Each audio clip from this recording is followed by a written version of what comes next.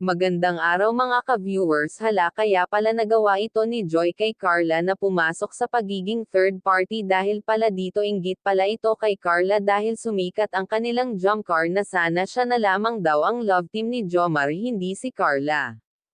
Jomar, ano kaya ang masasabi ukol dito sa nalaman ng Team Kalingap tungkol nga dito kay Joy at Carla? At bago po tayo magsimula sa video na ito ay gusto ko lamang shoutout ang ating minamahal na mga viewers at supporters. Kuya Rab ay nagulat sa mga sinabi ni Joy, hindi nito lubos akalain na ganito pala ang ugali na meron si Joy.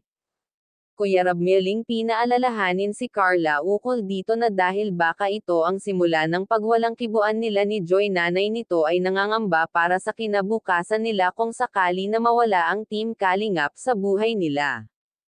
Dahil bilib din sa team nila ni Carla at pinalakas nito ang kanyang sarili sa lahat na nangyari ngayon at kinausap naman siya nito at Carla dahil sa may isang salita ito na kahit daw ano man ang magyari ay hindi pa rin siya magbabago sa Kalingap. Pulis na humahanga sa kanya ay isa pa sa mga kinaiinjitan ni Joy, pero sabi nga ni Carla mas importante pa rin sa kanya ang pangarap bago ang pumasok sa mga ganyan bagay.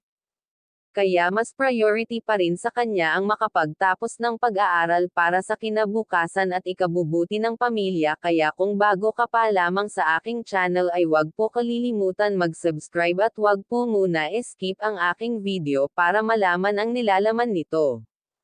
Kuya Jomar ay hindi makapaniwala sa nagawa ni Joy kay Carla. Grabe, iba talaga si Carla. Sa lahat ng mga naging beneficiary ni Kuya Rab, ito talaga ang maraming tagahanga sa lahat kasi bukod sa matalino ay maganda. At pati si Joy ay humanga rin dito sa maling paraan lamang.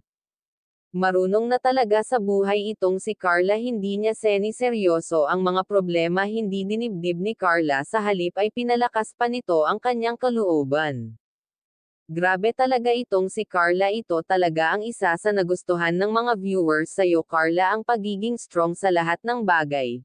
Well, alam naman natin na strong si Carla. Si Kuya Rab naman ay laging nakasuporta sa pag-aaral ng ating mga beneficiary ng Kalingap para makapagtapos ito ng pag-aaral. Yan ang totoo. At wag nga po pala natin kalimutan suportahan ang ama ng Kalingap na si Val Santos Matubang. At hanggang dito na lamang ang ating mixing reaction. Again, maraming salamat sa panonood.